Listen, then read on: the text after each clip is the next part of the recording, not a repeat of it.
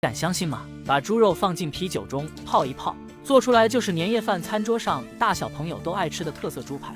做猪排首选这种梅花肉，它有肥有瘦，吃起来才香。改刀切成1厘米的薄片，放入啤酒中浸泡10分钟，因为啤酒中的蛋白酶可以软化肉质。加葱姜，1勺生抽、蚝油，1勺椒盐粉，1勺淀粉，抓拌均匀。善良的哥哥姐姐们，我每天都在分享好吃的特色美食，如果对您有用，就麻烦您点个小红心鼓励一下吧，非常感谢。淋上食用油，腌制15分钟，油热下入腌好的猪排，全程中小火慢煎，煎至两面焦黄熟透即可。